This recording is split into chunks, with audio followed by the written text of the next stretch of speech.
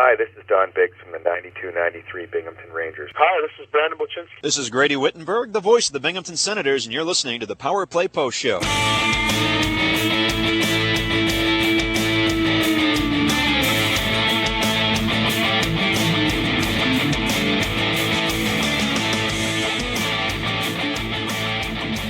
Here is another Power Play Post Show interview exclusive with Bob Howard. And welcome back, everybody, to the Power Play Post Show. Great to have this gentleman on. I was a little nervous about talking to him, because he is the Sarge, and we see how he is out there on the ice, but he seems to be a very amazing gentleman. He comes to us from the Binghamton Black Bears. He is Gehrett Sargis. Sarge, welcome to the show. It's so glad to have you on. I am honored to be able to talk to you. You've had such a great career, and Brant Sherwood speaks highly of you. So I know this is going to be a good interview. Oh, I appreciate it, Bob. My pleasure. Thanks for having me. So let's talk a little bit about it. You are from the Chicago area. Can you talk a little bit about your hometown and where you're from? Yeah, from the south suburbs, probably 35 minutes south of the city. And yeah, not a whole lot to do there. You got to find stuff. But when I was a kid, just, was always out and about with friends, whether playing basketball, riding bikes, getting into trouble or, whatever that is. Not a whole lot, but that was where I grew up. We got a big families, and so everyone lives in Chicago for the majority of it now. The families have expanded, cousins, nephews, nieces, and so it's been a great place to be able to grow up. Did you start playing hockey young, or did you start skating late? What was the time frame for you? From what my mom said, I think my dad definitely played. And I guess when I was a kid, I would just always, I think when I was crawling, I would crawl into his hockey bag and play with, take out whatever equipment, and was always, curious and interested. And so, that's how, that kind of started. And then I played a lot of roller hockey when I was actually living in Florida. And so there wasn't really a whole lot of ice back then and rinks. So I started roller skating and roller blading and just played in the neighborhood with a bunch of buddies. And then when we moved back to Chicago, I was probably 5. I was 5 years old, and I got into learn to skate, which came pretty easy. And then, I just wanted to continue to play. And so the Madre got me all set up with gear. And there was an organization, it's called St. Jude, that was 10 minutes from us, so not far at all. And that's kind of where I started my hockey journey. Now, you said St. Jude, correct? Is that the same St. Jude that we all think about? No. Okay. The St. Jude Hospital. No, different. Different organization. Just ironic, the same name. But they concentrate on teaching kids how to skate and play hockey, right? Yeah, well, there's I don't even think it was part of that organization. I think it's just, people at the rink where, you do your, learn to skate license type thing. And you kind of assess where you should be, whether it's house or travel or, double A. And they kind of, hook you up, set you up, and then, place you, wherever you need to be. So they did a really good job of helping that kind of give you direction.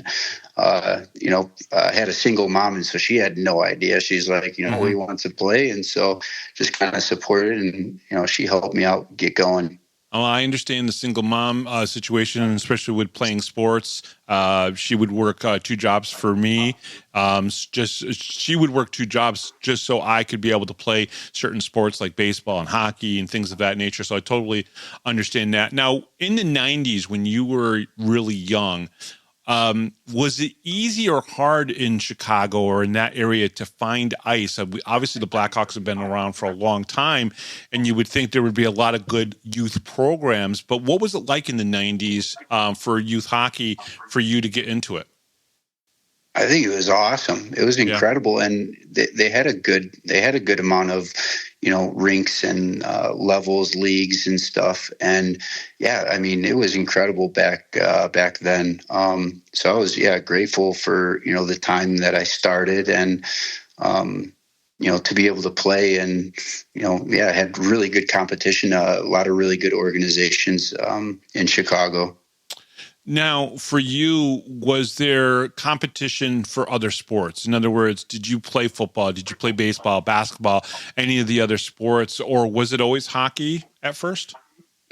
No, at first, no. I think I played 1 year of soccer, t-ball, but no, I played everything. I played baseball, played football, hockey. I actually played one college lacrosse game with my younger brother, which was like one of the coolest things I was able to do, which was a blast. Boxed for a little bit when I was younger, and that was fun. That was cool.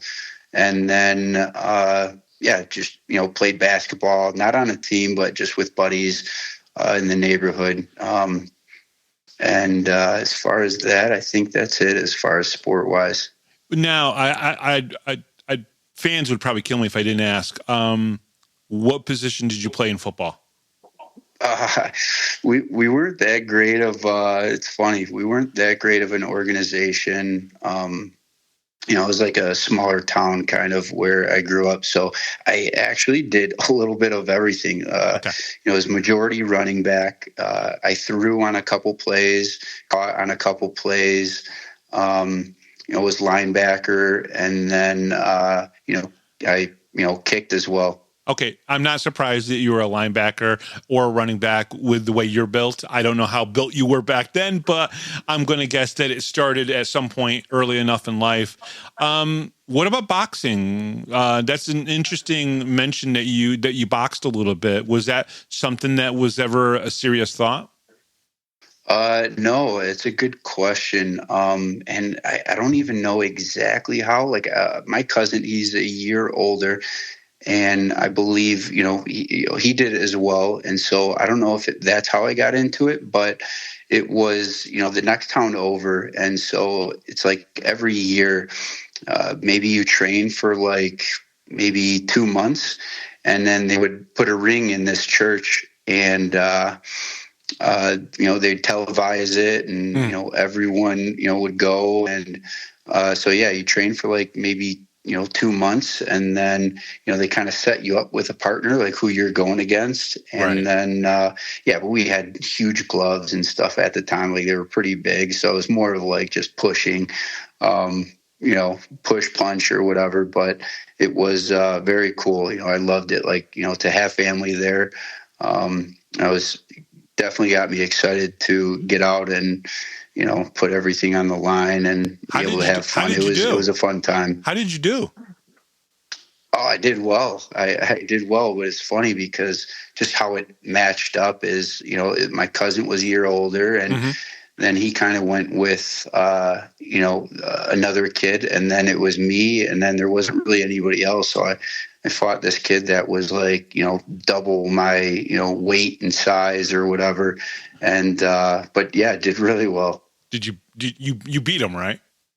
I would have to look at. I think she's got videos and stuff. We'll just say, who knows? But I did well. Yeah, that's pretty awesome. When did hockey become the primary? I talk to guys all the time about this, and some it's at different age groups. But when did hockey become the primary, and you had to stop playing the other sports?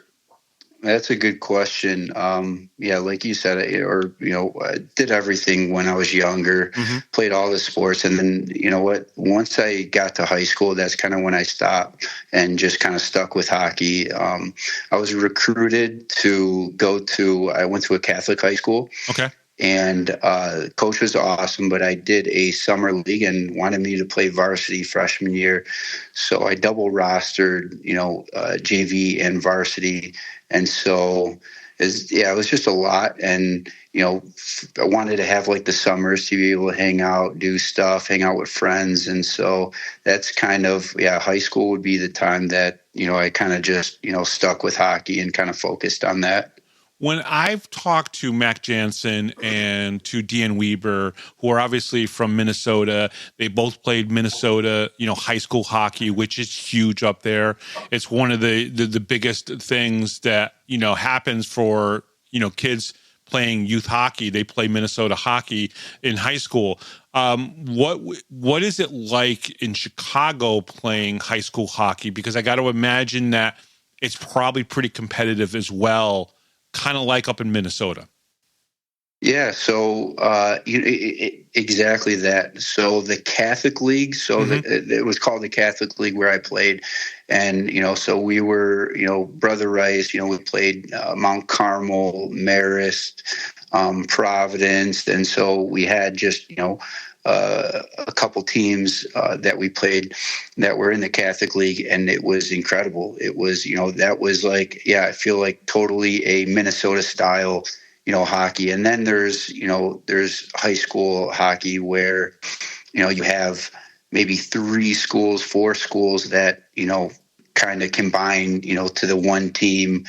And so, that hockey isn't, I don't think, as competitive. Again, it's been a while, but it wasn't like really a big thing back then. But, the Catholic League that I played against was, I would say so, like comparison to, Minnesota hockey, which, I don't really know too much, but from what I've heard, it's, people grow up, wanting to play for, their high school team. And so it was incredible. It was really good, really competitive, and, really enjoyed it a lot. Now, after Brother Rice, obviously you started playing junior hockey, and talk about the decision. How does one your age at that point make the decision to start playing junior hockey and where to go? Well, it's funny because, I've kind of just learned as I've gone. I didn't know anybody that played junior hockey. I've gotten letters during high school from like junior teams leagues, and, had no idea what it was or anything. And so it was just literally just playing high school hockey. And then once that got done, it was like, okay, like what now? Like I still want to play. And so then, got letters and, went to showcases. Like, so at that time, like showcasing, I think, there's some showcases that are, good where, there's a lot of, different coaches, teams. So it's good exposure, right. Especially not knowing what to do, what's going on. And so I went to a lot of camps and showcases, and then that's kind of like how the journey started with juniors.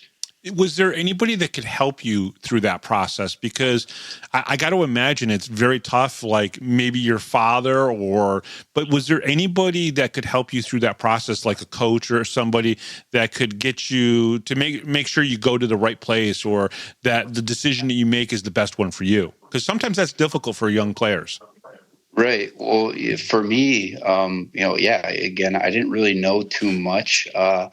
I don't think we had like a whole ton of help. I think, my mom's asked like coaches and stuff like that of, if there was anything or what the next step is.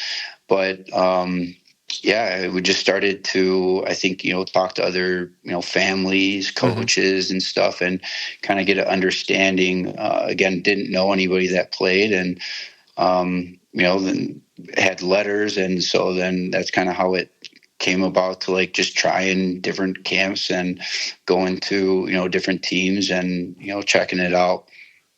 Now, when you were playing junior hockey, I think it was your last season, you played 4 games with Helena, and then you guys went into the playoffs. Talk a little bit about joining that team and only playing 4 games, but then getting to play deep in the playoffs. Yeah. So that year I played in the NA. Yep. I was in Janesville. And it was actually funny. I was dating a girl that, played for the Gophers way better than me. And,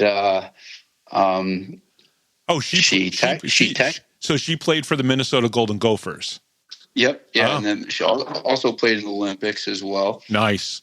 Yeah. But anyway, she texted me and she's like, hey, I'm sorry about, the trade or what happened. I'm like, what are you talking about? He's like, yeah, you got traded. Wait, she knew before you? Oh, yeah. And, again, I'm not really on social media, this or that, but I'm like, what in the world? And so then, I went to the coach. I was like, what's going on? I'm like, did I get traded? He's like, yeah. So there was a guy and I that got traded to Helena in Montana. And again, it's like everything happens for a reason. It was absolutely incredible. So there was a lot going on with, the team, that year. And so it was good, but it wasn't anything that great. And just blessed that it actually happened. So we went up there, had no idea what we were doing. It was, heartbreaking at the time, but, we get out there and Montana is beautiful. Yeah. So we get out there and, play with the team, and absolutely incredible. The guys were awesome. Coach was awesome. It was a great atmosphere. I've never seen anything like it. So they have a bullseye right where the Zamboni is. And so every time, somebody scores, somebody throws a squid on the ice. Oh my God. So you got to pick, whoever scores has to pick, the squid up and try to hit the bullseye. And then, there's a goalie at the end of the bench that has a water bottle to spray your hand off, to try to get the stench off. And I'm like, what in the world? But so we played 4 games and then, got into playoffs and made a run and won the championship. And it was, the billets that I had were incredible. And such a short time, great experience. How important are the billets? I mean, I don't talk enough with the fans. Obviously, we talk about booster clubs all the time, but how important are billets for junior hockey players? It can make and break a season for sure. Yeah. Absolutely. You have good billets and, again, hockey is, there's more to life than hockey. And, it's a big, stress, competing and playing and, so you have, ups and downs and stuff. And so, life outside of it and stuff to have a good family and, be able to have fun and enjoy, your time there is, crucial. It's huge. You guys win the championship, which is pretty awesome. Probably a nice run. You had 13 goals in 11 games. You can't really honestly complain about that. You got to see Montana, which is pretty cool. How do you decide where to go to college then? So at that time, I think the owner was Mike Butters. He was I want to say he was a scout for Tampa Bay Lightning. And so I wasn't sure what to do, this and that. And so he kind of hooked me up with going to Fort Wayne, which I believe was in like the IHL at the time. Yep. And so, I reached out to them and, had was talking to them. And then, my mom wanted me to go to school. So, talked to a couple teams, and one of them was Becker. And then it was just kind of late in the summer where it didn't work out. Then I talked to Fort Wayne, and the camp was full. And then it was just kind of fell into Robert Morris. I had buddies that I had a couple people that I knew that played there previously, and that's how I kind of got into it. It was really late in the summer, and that's how I got to Robert Morris. When you think back to that moment when you made the decision to go to Robert Morris and maybe not pursue pro at that time, right? Are you happy that you made that decision? Was that 4 years the right 4 years for you to be in college? Yeah, I'm kind of like a nonchalant, go with the flow. And no, I don't regret anything. I had an absolute blast. Again, we had an incredible team. the division actually that I was in for Robert Morris. I mean, I would say maybe everyone except for maybe one team. I think they were all top 10 in the nation. So it was really competitive. And we had a great group of guys. The staff, coaches and stuff, they did really well into, making it a good program. And so, we had a blast, and it was perfect timing because the Blackhawks used to practice there, and then the Chicago Steel played there. The Blackhawks went to Johnny's Ice House, so the Steel took over the Hawks' old locker room. We took the Steel's locker room, and it was like literally the locker room was the whole side of the one side of the ice rink or whatever, as long as the rink. And so we had, great locker room. We had a sauna, a lounge area, we got to play ping pong, had that set up, a little bit of weights and stuff. And so it was a good, place to hang out and, and play. For fans who don't know, the Chicago Steel are a USHL organization, which is a junior team that plays in Chicago. Been around since I think 2000, if I remember correctly. They've been around for a very long time, which is pretty cool. So that's a lot of great, and it kind of makes sense to me, Gehrett, because a lot of times when I talk to a lot of players, they'll say in the summertime, "Oh yeah, I'll be on the ice in the summertime working out with college players, with ECHL, AHL, and NHL players," and it's like, but don't tell anybody who the NHL guys that I work out with. But it's a small family, the hockey world is, right? And I think that a lot of players, whether it's NHL or USHL or major junior guys, they don't care about what level you're playing at. They just really enjoy playing the game, the majority of the time. And that's why in the off season, you can work out with a lot of those guys because it's really not about ego at that point. Right. Yeah. It's, I love the summer. The summer is great. If you get hooked up with, a good group, skating, say working out, there's nothing like it. It's, you get to be on the ice, it's, less pressure. You get to work on, your craft, get better. And it's so much fun usually in the summer to, be able to work out, train and, skate. And so that's something that, you're 100% right. Definitely enjoy.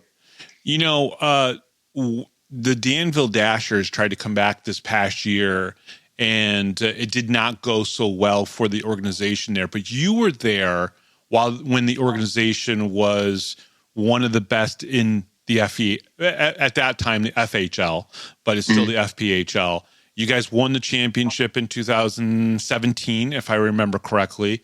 But you had some pretty good years there. Can you talk a little bit about Danville, Illinois, and just playing in that rink? I think it's the Palmer Arena. Yeah. Right. So, it's funny. There's places that you go to that are amazing, and you don't have much fun, because of the hockey. And then you go to places where it's not that great.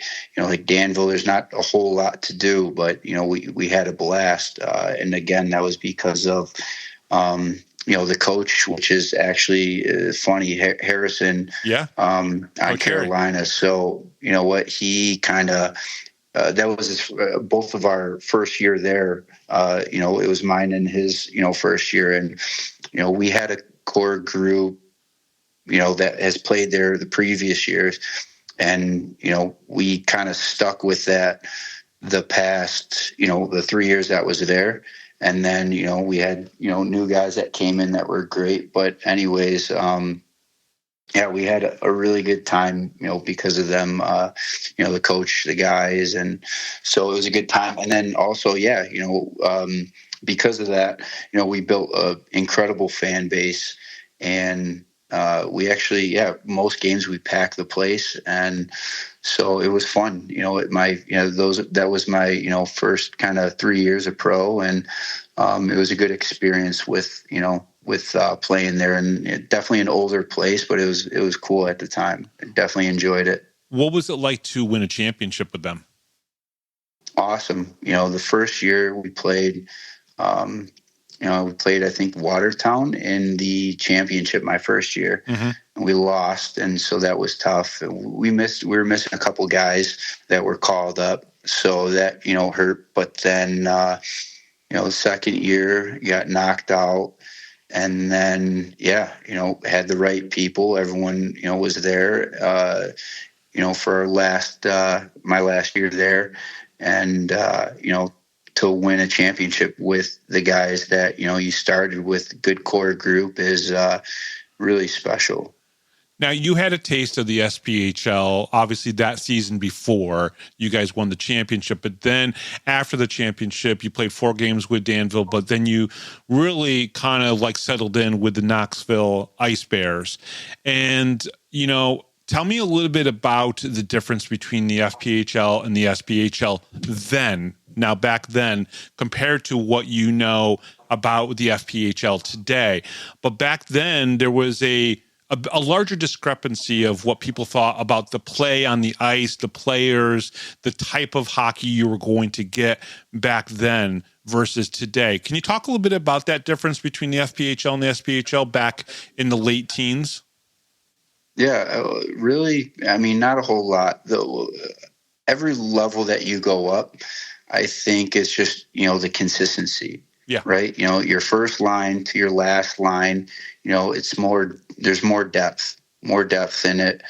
And, that's really it. It's little things, strength wise, but it's not like anybody is, that much faster, that much stronger. It's just, I would say, hockey IQ, and then, just more depth, right? Like you go to, the ECHL, right? It's even, more deep, then you go to, AHL, NHL. And again, obviously, the NHL, the guys are so skilled nowadays. It's wild, and they have, it is that much better.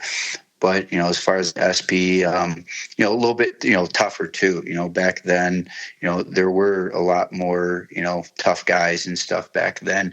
But other than that, I would say, just depth, depth would be a big part of that. Has the two leagues come closer together overall? Now that you played here, you've got 19 games in with the Black Bears. Is the play closer now in the FPHL than it ever was with the SPHL? You just guys played against, obviously, Twin City and of course PD, who, they came with their A game and they played, as good as they could against you guys and put you guys on a 3-game bender.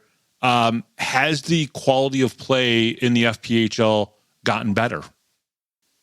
Yeah, it's a funny thing. It's like yes and no. Like when I, was playing my first 3 years, it was really good. Mm-hmm. There were a lot of really good teams, really competitive, and the same as now.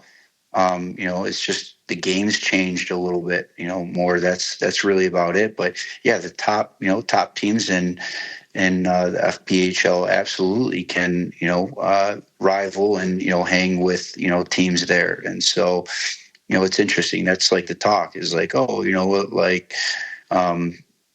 can they hang this and that? And, I definitely think so. And again, the biggest thing is depth, but, there's a lot of good teams in this level, in this league. You have about 85 games in the ECHL that you've played. And, I talk all the time and I tell people, when they ask what the difference is between single A, double A, AAA and the NHL, I said a lot of it is the speed of the game, but you've already kind of said to me that you don't know if the speed of the game is necessarily different, but more the depth on the lines. But it is. Yeah. Okay. Yeah, it is. You know what? There's, and again, there's times, even like the NHL, you see guys where, they have a ton of time. Yeah. Right. You have a ton of time and you're like, how is not anybody on them? And, same thing with this league. But more consistently, you don't have a whole lot of time, Sure. Say the SP, ECHL, even here.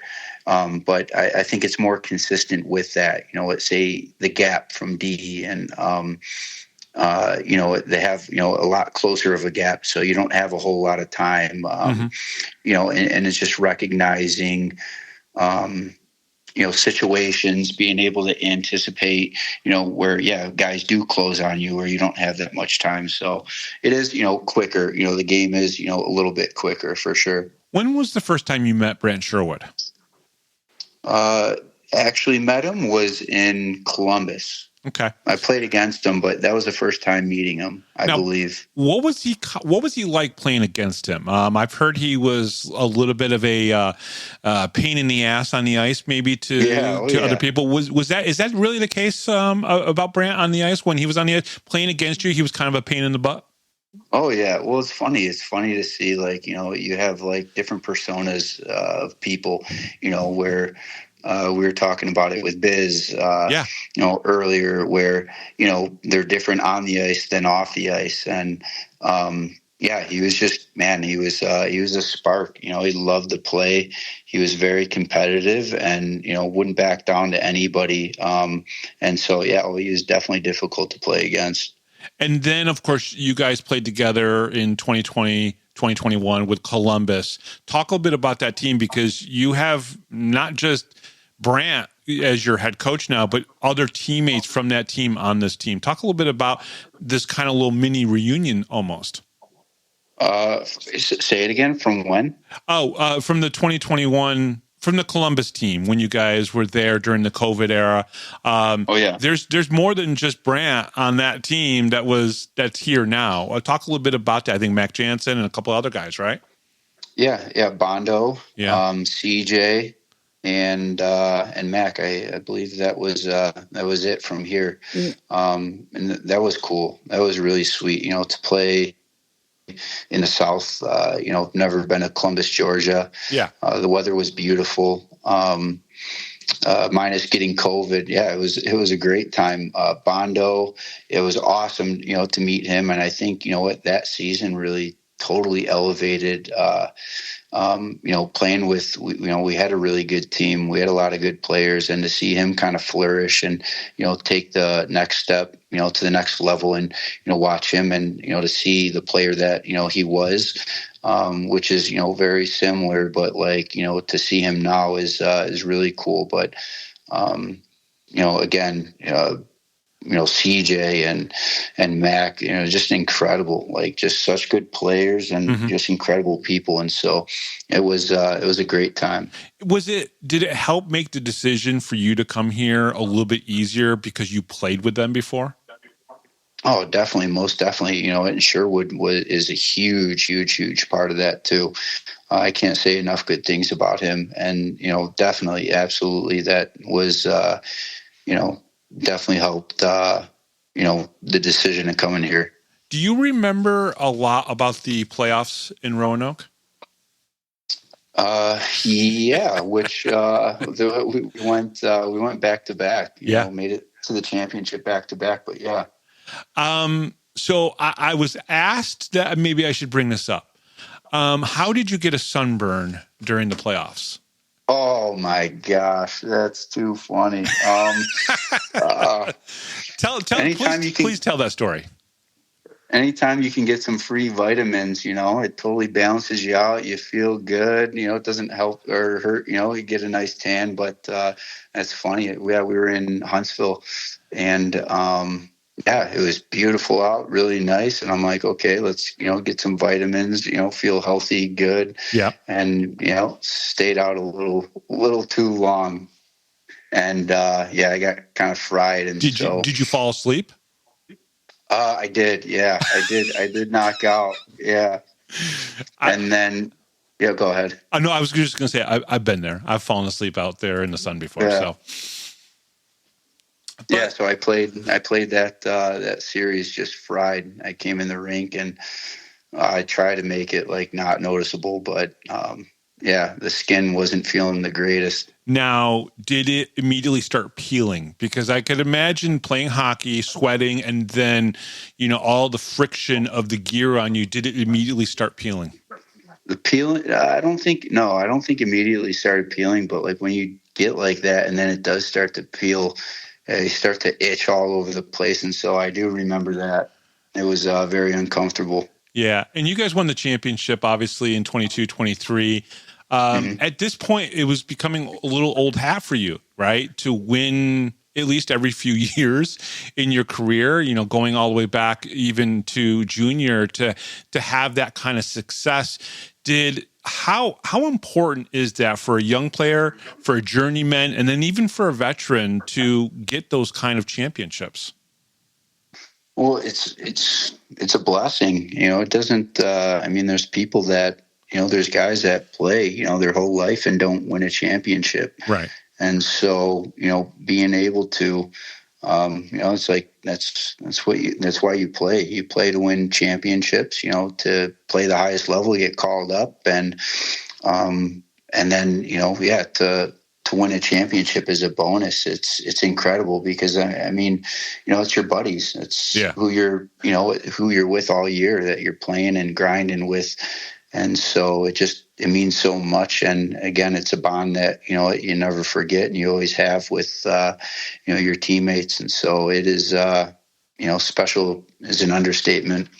No, 100%. You know, before we talk a little bit more about Binghamton, I want to ask you, the last couple seasons you played with the Norfolk Admirals in the ECHL, but on a limited basis, was there a reason why you only got 21 games in, then 27 games in? How did that play out for you? Because I know you're getting, I don't want to say older, but you are getting older. I mean, you know, and some people start thinking about retirement. You are probably one of the few guys that has gone further in your career playing at this level of hockey than most people. What keeps you going? Just the love of the game. No, I enjoy it. I love hockey. Yeah. And so, you know, there's nothing like it. You know, and it's cool. It's you know, it's a beautiful thing. It's a team sport. You know, you can't do it on your own, and so, you know, you need everyone. And you know, again, when you accomplish it, it's a cool thing. So obviously here in Binghamton, you've got 19 games in, 5 goals, 8 assists for 13 points, 20 penalty minutes. You're a +9. For you, what has this season been like so far? Good.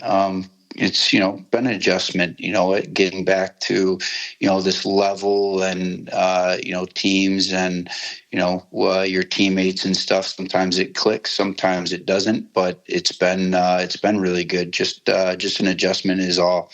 But, you know, it's been such a positive, credible experience. It's been really good so far. And yeah, I'm thrilled. I can't wait for what's to come. I don't want to embarrass you when I say this, but I talked to Chichu Lathlen a couple weeks ago, and I couldn't tell you how much he spoke of you so highly. Just hanging out with you and Mac Jansen and learning to be a pro and just being around you guys. Was that like a little bit of something that you knew you were probably going to take on a little bit, that there were going to be some younger guys that were going to look up to you to learn how to become a pro? Because he thinks absolutely the most of you. Yeah, well, he's incredible, and it's funny. Mac and I are two different.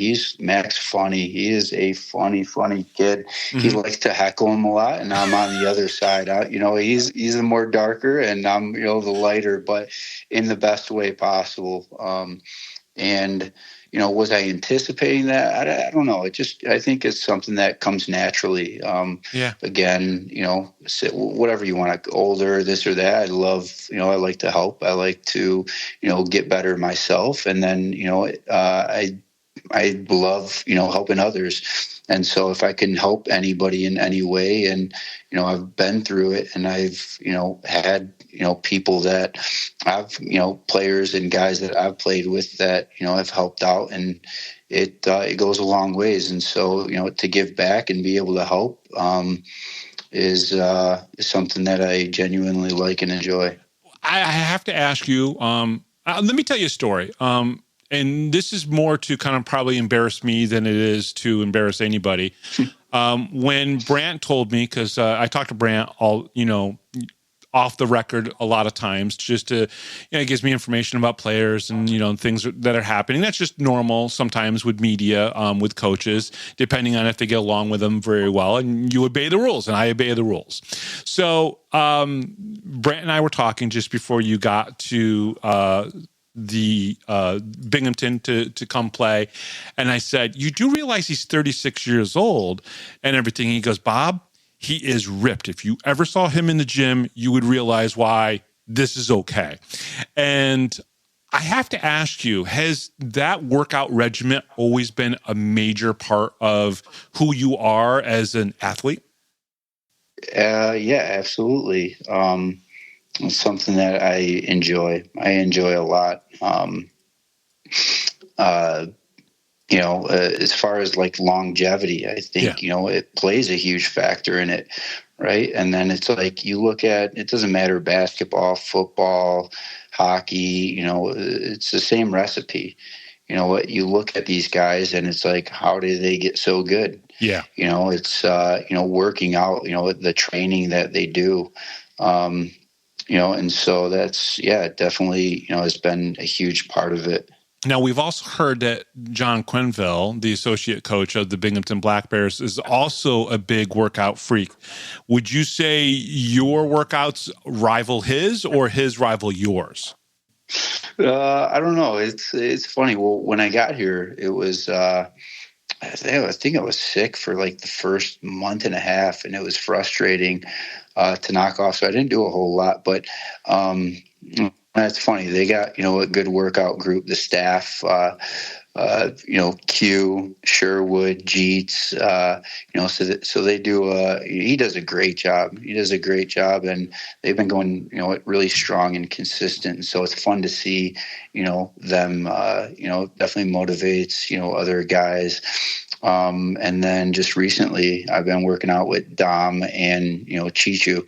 Yeah. And so that's been fun. But again, it's just two different workouts. Like, they can just go at it as hard as they can and just completely beat themselves up, where, we're working out hard and doing well, but we're not trying to completely tax ourselves where, which we still do, where, the next day it's, you definitely feel it. You're super, you're sore and stuff, but definitely more, towards the week. But absolutely, yeah, they definitely rival. He does a great job. Have you even learned stuff from Coach Q that you didn't think that you needed to learn, being that he's got the experience that he has with, playing 42 games in the NHL, playing at such a high level for such a long time? Have you learned stuff from Coach Q this season? Absolutely. And that's the cool thing is, I love it. I love learning. To hear him and listen to him, I think is incredible. I mean, the higher you go, it's the more information you have. And, it's that much more of, little details, like it's the game within a game. Mm-hmm. And so, yeah, I enjoy, I like listening and hearing and, definitely have, learned a lot. And so, it's really grateful, and it's very cool that, part of the group and being able to, teach and, what he has learned. And so it's a cool thing. You've known Sherzy for a while. He's younger than you, but he's your head coach. Have you told him at one point, Sherzy, shut the hell up and let me play? Oh, that would be the day. Inside, I'm too soft to do that. I couldn't do it. Oh, really? He's too cool of a guy. He's great. No, the answer is no. No, I have not. All right. I'll ask Sherzy for sure if you've looked at him and said, I am your elder. That's funny.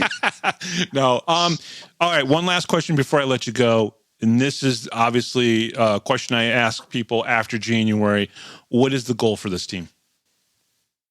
Oh, come on. Really?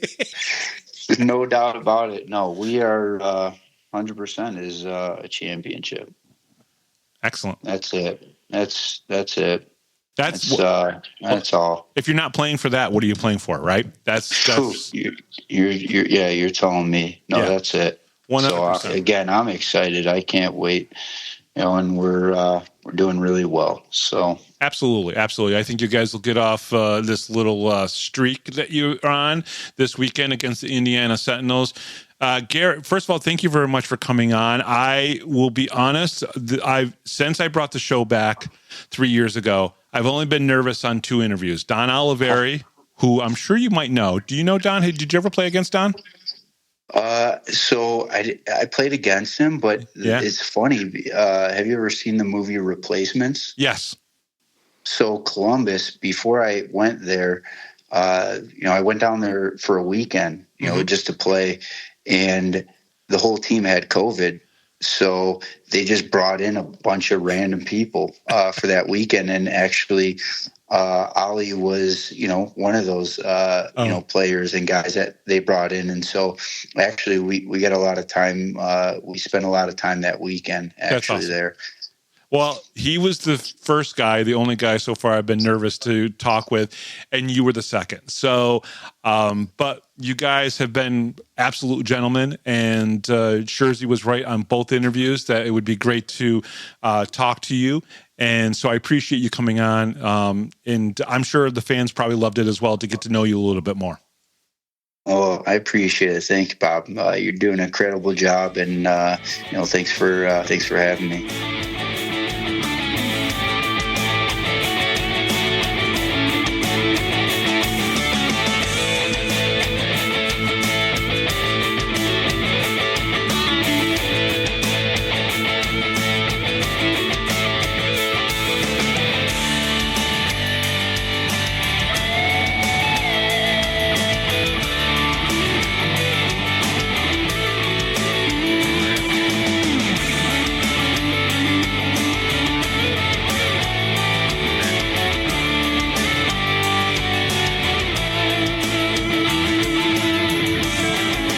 Thanks for listening to this edition of the Power Play Post Show. Be sure to tune in next week to the Box Studios Radio Network for all the latest Black Bears news and interviews from around minor league hockey. The Power Play Post Show would like to thank John Patitucci for all the music you hear on the show. You've been listening to the Power Play Post Show.